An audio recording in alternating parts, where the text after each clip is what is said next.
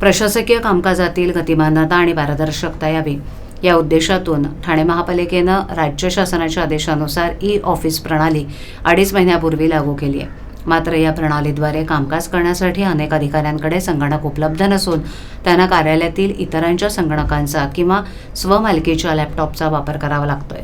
निधी अभावी संगणक खरेदी रखडल्यानं त्यांना संगणकाचं वाटप करण्यात आलं नसल्याची माहिती पालिकेनं दिली। ठाणे महापालिकेचे आयुक्त सौरभ राव यांनी नुकत्याच सादर केलेल्या अर्थसंकल्पात काही महत्त्वाच्या घोषणा केल्या होत्या। त्यामध्ये ठाणेकरांना पालिका मुख्यालय किंवा प्रभाग समिती कार्यालयात यावं लागू नये यासाठी नागरिकांना ऑनलाईन सेवा उपलब्ध करून देण्यात येईल।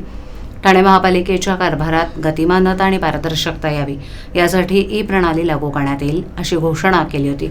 तसंच राज्य शासनानंही ई प्रणाली लागू करण्याची सूचना पालिकेला केली होती। त्यानुसार आयुक्त राव यांनी एप्रिल महिन्यापासून ई प्रणाली लागू केली। यामुळे पालिकेची कागद विरहित कामकाजाच्या दिशेनं वाटचाल सुरू झाल्याचं चित्र होतं। या प्रणालीसाठी ठाणे महापालिकेनं विभागवार सर्वेक्षण केलं आणि कोणत्या विभागाला संगणकाची गरज आहे त्याची माहिती घेतली होती। त्यात सुमारे 125 संगणकांची आवश्यकता असल्याची बाब पुढे आली होती। यानुसार पालिकेनं 125 संगणक खरेदीबरोबरच इतर साहित्य खरेदीचा प्रस्ताव तयार केला होता।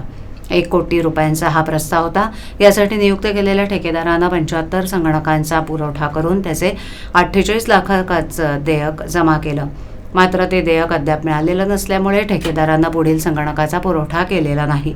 त्याचा फटका अनेक अधिकाऱ्यांना बसला असून त्यांना ई प्रणालीद्वारे कामकाज करण्यासाठी कार्यालयातील इतरांच्या संगणकांचा किंवा स्वमालकीच्या लॅपटॉपचा वापर करावा लागत असल्याची माहिती पालिका सूत्रांनी दिली। या संदर्भात ठाणे महापालिकेचे उपायुक्त सचिन सांगळे यांच्याशी संपर्क साधला असता त्यांनी संगणकांची कमतरता नसल्याचा दावा केला।